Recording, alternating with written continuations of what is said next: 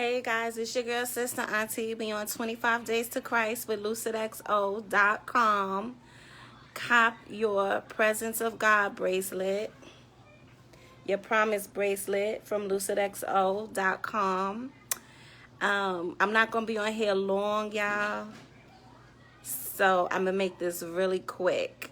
It's promise to pay. Today's encouraging word is promise to pay. And we are going to be reading Matthews 22 and 21. Matthews 22:21. Promise to pay. And it says, render unto Caesar was due unto Caesar, and render unto God was due unto God. So listen, y'all. I almost did not come on here today. I was like, I'm not feeling my best. It's been a few days I haven't been feeling my best. I wasn't speaking on it because, I don't like to speak certain things, but I just haven't been feeling my best. And today was a really hard day for me. And y'all know it's crazy because my husband was off from work and he is out and I'm not with my boo. I'm home because I love me some Royal McCargo 1010 post-construction. And I am home. You hear me? Because I was like, I'm not going to be able to do it. So, if I ain't with the boo when he got some time, something going on. So I'm home and I was like, okay, I'm going to get in this bed and get up under these covers and I'm not about to move anything. But I just couldn't do it. And it was like the spirit was just moving me and saying, encourage the people. Encourage them because you have a promise to pay and you have to keep your promise. Look, I promised to God that I would encourage his people for the next 25 days. I made a promise to pay, and I have to uphold that. I have to render unto God was due unto God, just like I have to render unto Caesar was due unto Caesar. Or in that time, it would have been the government. You give the government what they're due, you give God what he's due. That was talking about money, but I'm not talking about the money side. I'm just talking about you made a promise to pay. You signed your name on those contracts.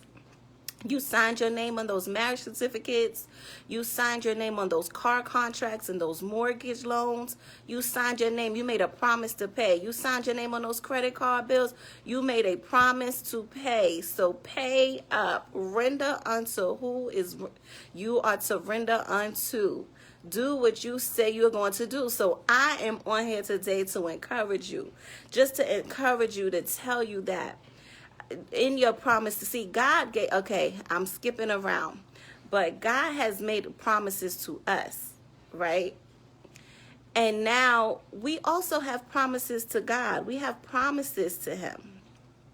His promise is to allow us to fulfill our purpose, to live an abundant life more abundantly. But our promises to him are whatever we made those promises to him for. My promise to him was to do 25 days to Christ, to encourage you for 25 days.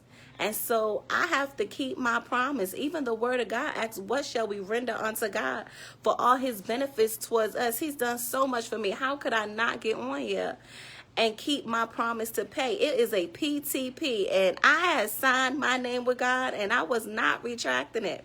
Look, I've spent more than half my life that I'm alive, more than half my life already. Retracted the things. I am a renegger. You play spades, you book too low or whatever the case, and you renege.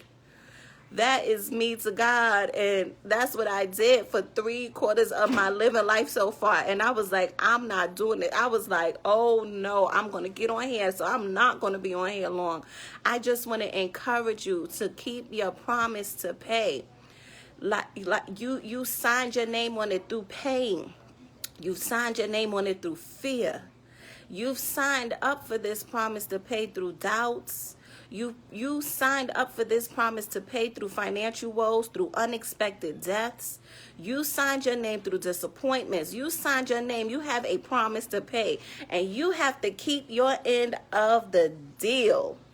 Keep your end of the deal. Whoever you make a promise to in life, whether it be contractually, legally written down, binding, or it is verbally, emotionally, whatever commitments you have set your mind to do. Whatever you have committed to, keep your commitment. That is your promise to pay. And remember, we talked about this on another message, saying that your name is better than precious oil. Your name means everything. So keep your name good with people. If you don't have anything else, you have your name. Hey, Queen Bree, if you have nothing else, you have your name. That is what carries you through. That is what carries you through, is your name. Your word is your bond. That's not a street colloquialism. Remember, I told you everything pertaining to life and godliness is found in the word of God. When you hear people say, my word is my bond, that's the word of God. Because his word is bond. It does not return unto him void. And if you are like him, then your word should not return unto you void. And when you send out a word to do something in this earth, it should be accomplishing what you sent it out to do. So what have you promised to pay that you haven't made good on? Whatever that is, I want you to go back and remember it and pick up your pieces. I want you to keep your promise to pay. Remember, we talked about having the golden ticket yesterday. That was the promise from God. He gave us the golden ticket. And so now we have a part, and our part is so small. You saw the beautiful golden ticket on yesterday's post, and today you just see like a 25-cent coin. That's your promise to pay. He does the so much more, and we have the least of the burden, and we make it seem like we have the most of the burden. You know how you're a working person or a working parent, and you ask your children to wash the dishes, maybe every day. I don't know. It depends on what type of house you have, right?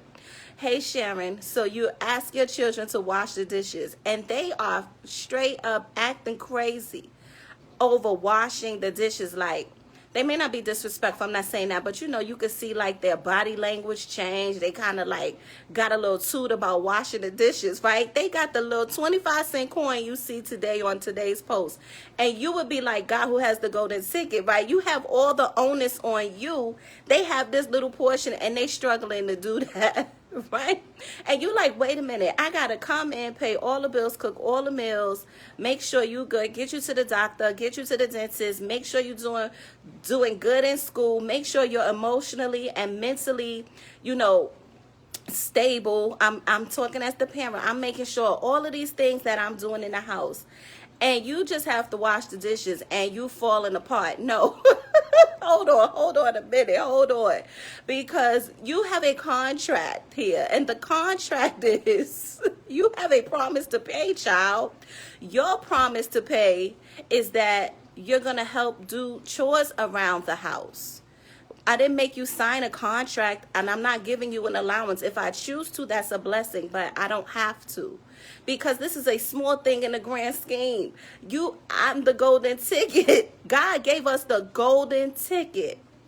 And here he is saying for us to keep our promise to pay to him with one little small coin, just a little piece of it. And we're having a whole conniption fit about keeping the little piece God asked us to keep. Meanwhile, he's the one that have to hold the world suspended in air on nothing, spinning on his axis, keep the gravity from keeping us from floating all over the place. Got us traveling a globe that's in a circle, but our cars don't fall off the earth. I mean, he holding back the oceans from the shoreline. I mean, he set the stars in the sky. I mean, he got blood in your veins. My daughter asked me the other day, how do people grow? Like, what's the scientific reason? Like, you start off with a small bone and you end up with a big bone. I'm like, that's a question for God. Only God can answer that. He is doing all of this, and the little piece that he asked us to do, we literally fall apart. Now, how does that look? But we don't even realize it. We don't realize it. We see it when we have children and our children act crazy. I'm like, have you not ever said to your children, I come home, I make the bacon, I buy the bacon, I fry the bacon, and I just ask you eat the bacon. Some ask you to wash the dishes and you tear it up. This is what God is saying. Keep your promise to pay to me. Don't make a vow to me and don't keep it. That's what God is telling us. Don't keep your promise to pay. I'm asking you for the small thing. I've already given you the golden ticket. It ties into yesterday's message. He gave us the whole entire thing. And here we are fussing about the small thing. So I had to keep my promise to pay today. Believe me, there are other things that I could have been doing, laying up in that bed, moaning and groaning, because that's really what I wanted to do. I just wanted to lay in the bed, moan and groan, rock back and forth, pull my covers up to my neck, sip my tea, and mind my business. But God began to talk to me about, did you forget your promise to pay me? And I said, what? And it was so clear. It was like PTP. I'm like, promise to pay what? Promise to pay what you said you would pay to me. Me and God are in a commitment. We're in a commitment. We are in a committed relationship. And whatever type of relationship, I know who calls me every day at this time when I jump on. Yes, it is my daughter, Tiana.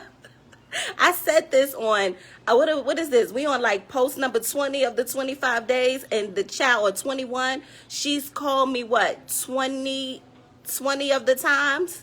She called me 20 of the times, and you heard me say, is my daughter calling me during it?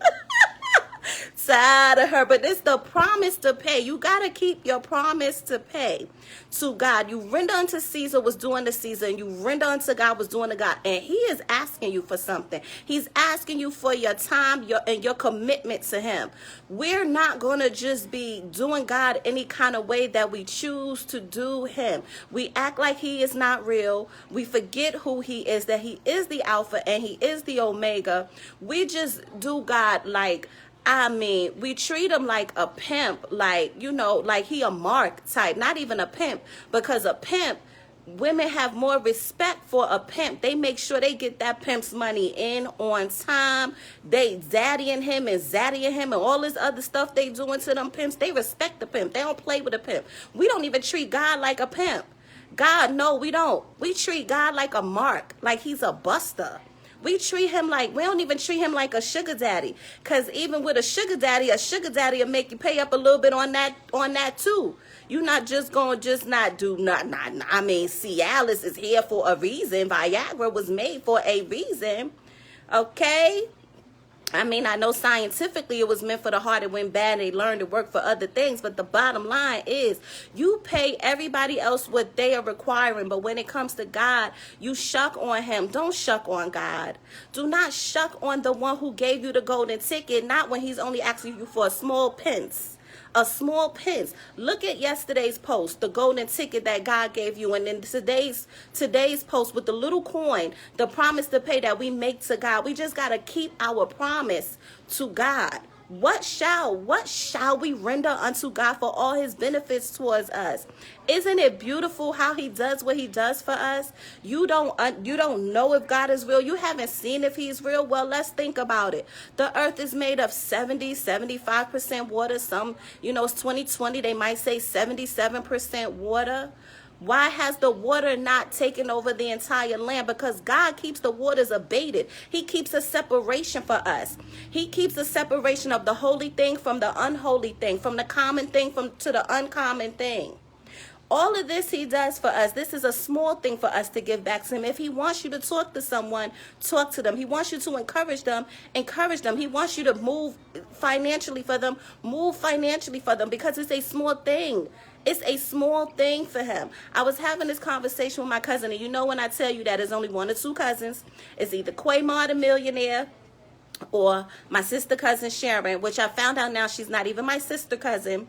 I put this post up the other day. She's my niece, because apparently in African culture, which we are of descent, in African culture, when your cousin has a child, then they're not your second cousin, they're your niece or nephew. So hey, my sister cousin niece, those were the two I would be talking to. So I'm talking to him, and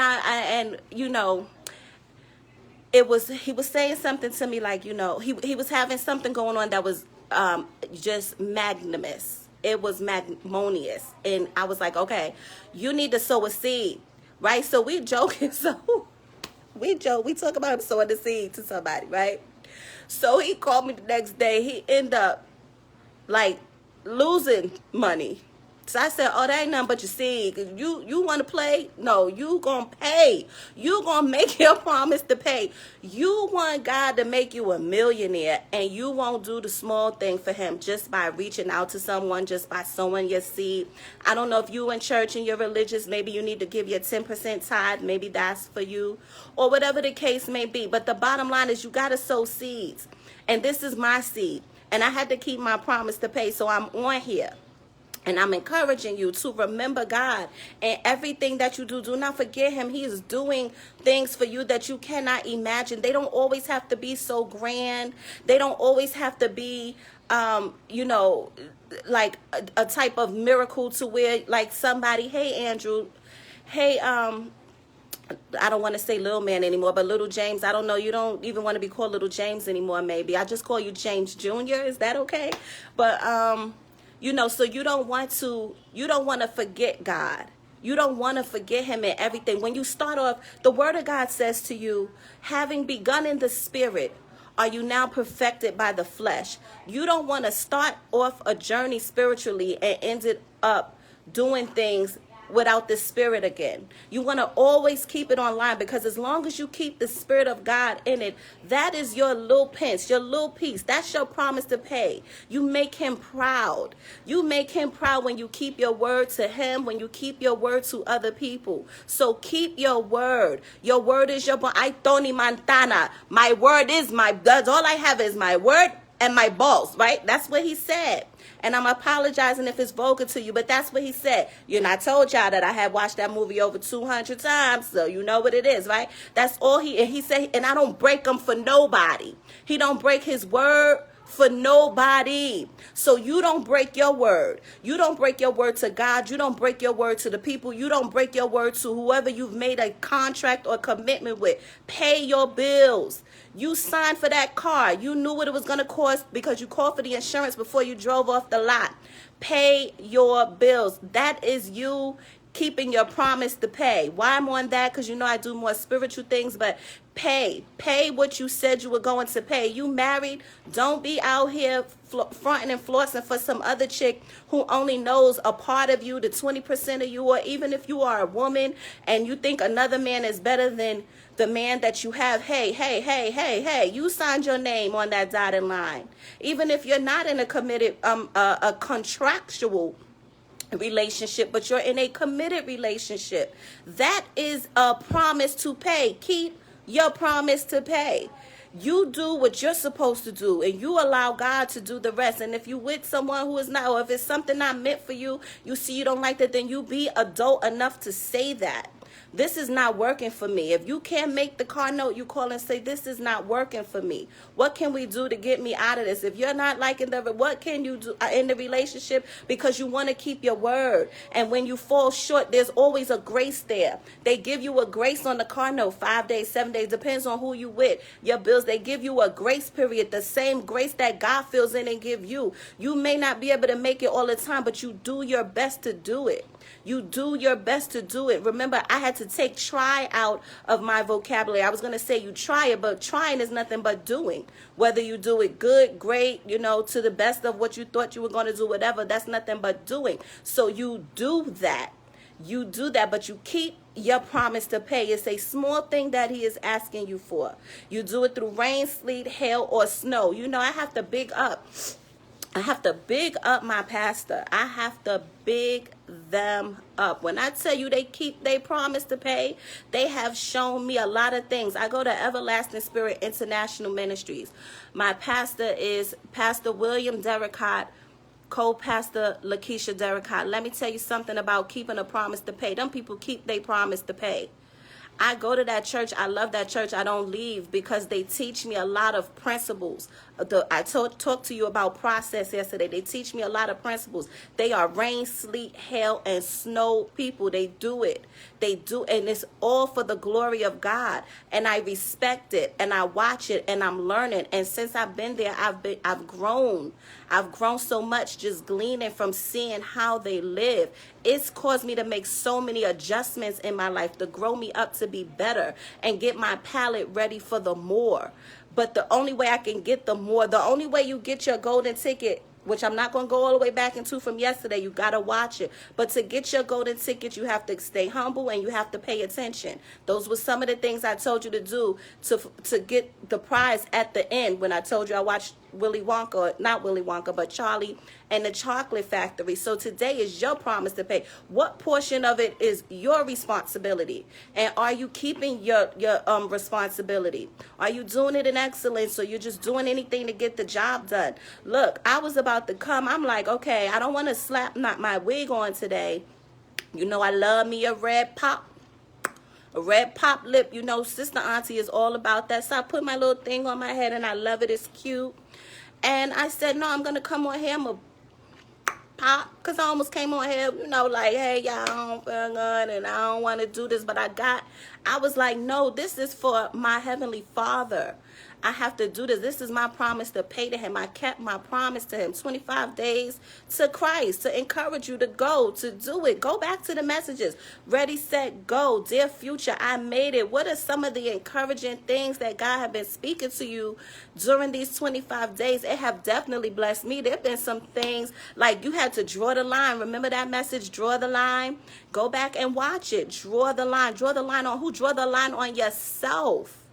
This is what a promise to pay is me drawing the line on myself, not making excuses. I was talking to a woman today, and I said to her, I said, you know, when we want to do something, we will get it done. When we don't want to do something, we'll make an excuse for it.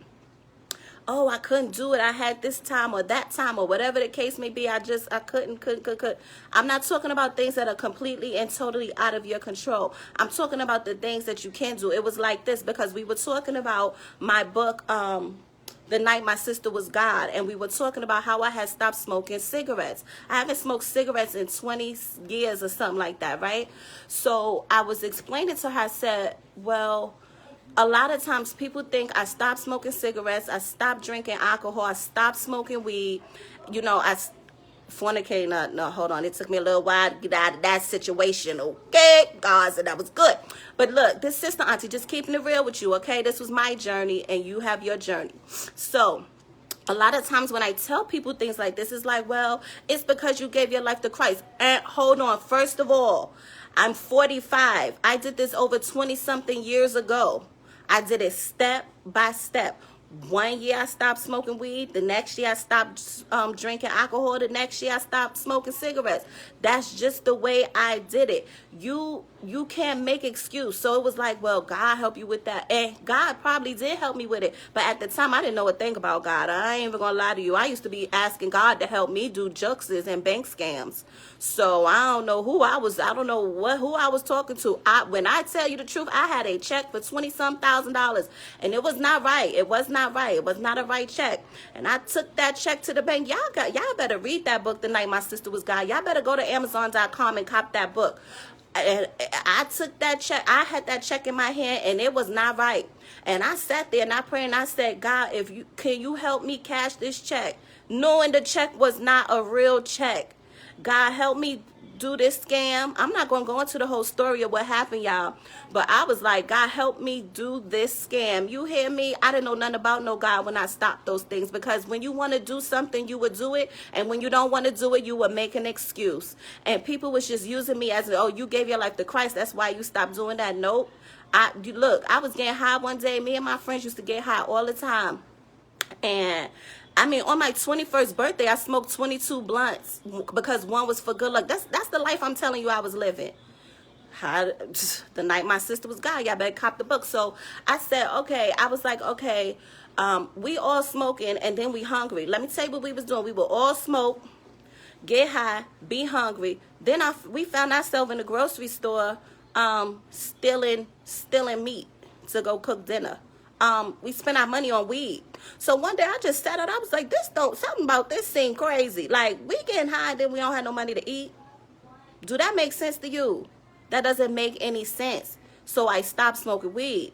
And they were all like, well, we ain't stopping. Da, da, da, da. So they didn't stop. And that's their life and that's their journey. And they'll tell their story about where they are now. And I'm telling my story about where I am now. But I stopped that in my 20s. I was 20, 21, 22, something like that. Then I was drinking a lot, drinking. I started blacking out, y'all. Look, I'm going to keep it real with y'all. One time I peed on myself.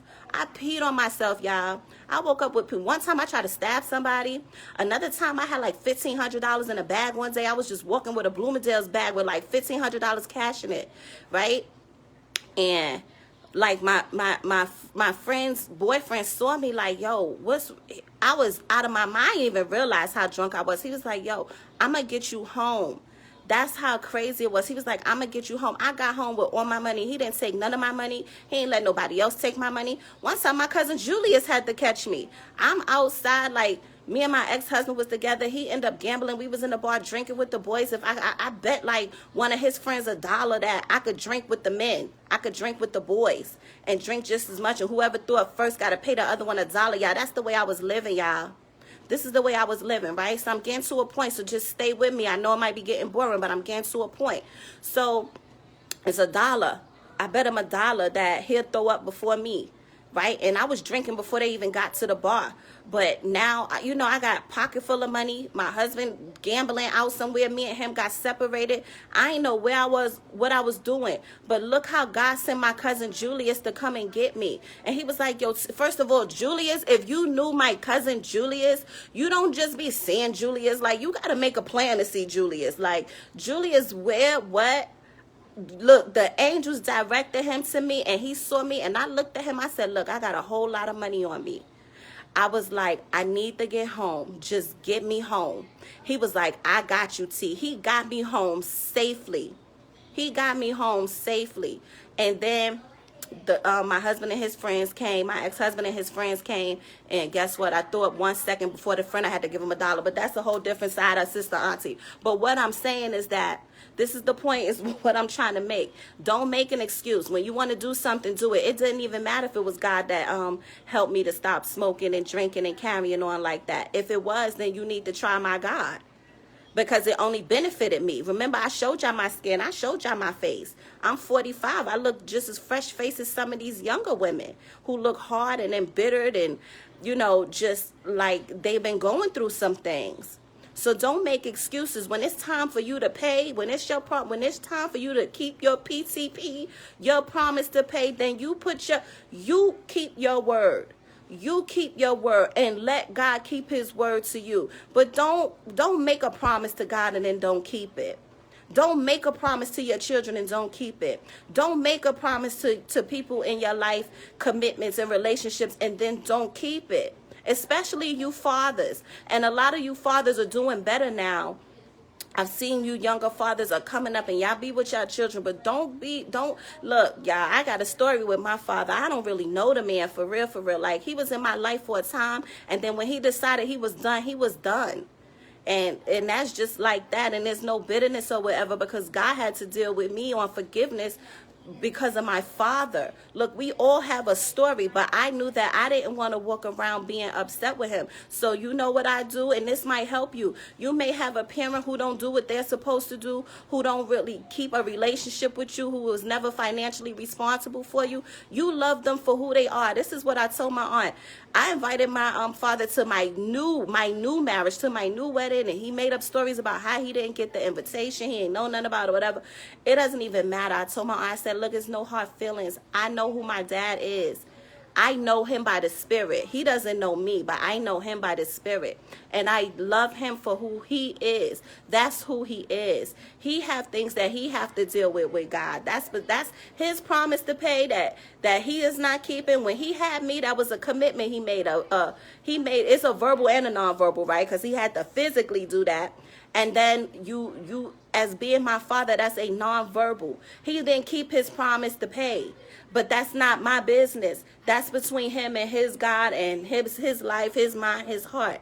I'm free. I just love him for who he is. Like, okay, I know when I see him, he going to be all up on me. We're going to hug. We're going to kiss. We're going to laugh. And when I leave him, that's going to be the end of it. I know that. I've called him, text him, sent him pictures, left him voicemails. He responds when he want to respond. It could be 2 years later. His number never changes. So if he want to respond 2 years later, 3, 4, 5, I let him do him. It's no biggie to me. I check on him when I hear something about him, or I just check on him. I say, Happy New Year's, Happy Father's Day, Happy birthday. Okay? And I mind my business. My hands are clean. My heart is clean. My promise to pay to God is made good. That I keep forgiveness in my heart. I keep my promise to pay. I keep my promise to pay. You keep your promise to pay with whoever you have to make that promise to. And that promise, a lot of times, is really about you and your Heavenly Father. It's about you and God. Always remember that God is your first and your main thing. Remember, I told you on the last post, not last post, but one of them other posts, you know how black people say, you know, a minute ago. A minute ago could have been 10 years ago, or it could have been last week. Yeah, Sister Auntie, just like that. I keep my promise to pay, but the main thing is the main thing. First, your relationship with God, your relationship with yourself, and then all the other relationships will be just as happy. Look, I'm living my best life. I have healthy relationships. Why? Because I keep my promise to pay with my heavenly. Before I didn't. Remember, I told you I didn't before. God had to deal with me on that. But I keep my promise to pay to him. I keep my promise to myself, and I keep my promise to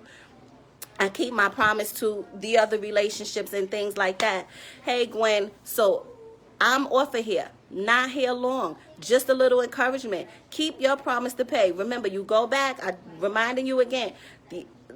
The yesterday's post was a golden ticket. That was God's promise to you. The golden ticket. Today is your promise to God. The small little coin that's on this post. Compare the two posts. Oh, God only wants that? I can surely do that. I won't renege on that. Don't be a renegger, y'all. Come on. You know how spades go. Look, in spades, when you renege, what'll happen? You liable to get shot in a spades game. Look at the grace of God. He don't even shoot you when you renege on him. He just be like, okay, more grace, here you go. More mercy, here you go. I don't know which one you need. Grace, mercy, it all run together, flow together. Hey, it's all good for me. But play with somebody a spades game and renege. Your partner is liable to shoot you. Okay? Play if you want to. So don't be a renegger to God. Don't be a renegger in your relationships. Don't be a renegger in your financial relationships. All right? All right. That's all I got to say today. Lucid XO, 25 Days to Christ. Lucid XO and you. You know what to do. Go to the website. Cop the bracelet.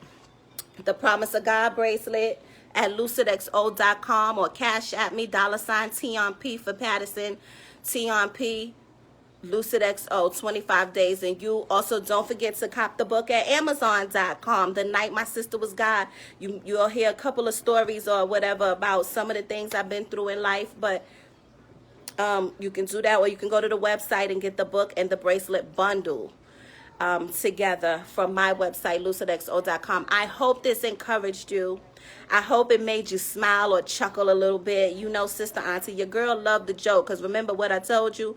I play too much, but I don't play. But I play too much, y'all, because I just love to make people laugh and be around me and forget the seriousness of all the things they have to worry about each and every day. So that's just, you know, the things that go on with me. So look, you know what I'm going to say to you.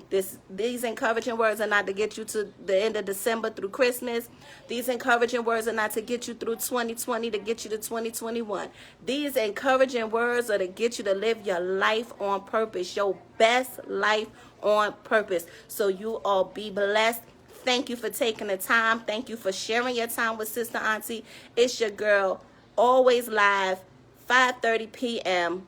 4 more days, 3 more days. I don't even know how many. Hey, honeybee. I was going to talk about you today. I was going to talk to you today about the promise to pay, and you jumped on here, and I actually didn't say it, but since you're on here, I'm going to bring it up. This is Brandy Mitchner. She just hopped on. She is the owner of Honeybee Treats & Co. So this is a good anecdote about the promise to pay, because she kind of helped me out, right? Because I like I said, I'm feeling under the weather. Even now, I'm looking cute. You know what I'm saying? Look, Sister Auntie got a little bit. You know what I'm saying? And but I was like, oh God, remember I told you I just wanted to be up under the covers, but I remember something that happened. It was just a week ago. It was my daughter's birthday. And Honeybee, I call her Honeybee, it's Brandy, but she was not feeling well. And she was making us a cake, right? But she kept her promise to pay to me. She kept her promise to pay to me. And now, by all rights and intents, the sickness she had, like, she could have really just called me and been like, I can't do it. And there would have been nothing I could have do because the child was sick, right? But she didn't let that stop her. She kept her promise to pay. And she gave me a very delicious cake for my daughter's birthday. It matched the party. I mean, the whole party was coordinated based on her cake that I didn't get yet. But I knew I was getting it because I had ordered it. So had she not done it, it just wouldn't have been done. But she pushed past. And so today when I wasn't feeling well, I said, no, Honeybee did that. If Honeybee could do it, I could do it. I could keep my promise too. Look, there's people in your life that set up to show you how to do this thing. You know, I have bigged up my pastors because they are also an encouragement to doing that. I watch it and I see you got to go. You got to ready, set, go. That's a message from another day. But that was the promise to pay. She kept her promise to pay. It helped me keep my promise to pay. Everything in the earth is interconnected. I'm not going to get into that because I had too much education. I waste my $50,000 at VCU. I could have learned this stuff on my own because I was already studying this type of stuff. But whatever the case may be, I just want to tell you, you know, live a blessed life, you all. Live a blessed life. Live your life on purpose. Keep your promise to pay. First and foremost to God, secondly to you, and then all the other relationships will fall in line. You're going to be healthy and wealthy. In the name of Jesus. That's it, guys. That's it. Good night. Good night. Watch the other videos. Bye.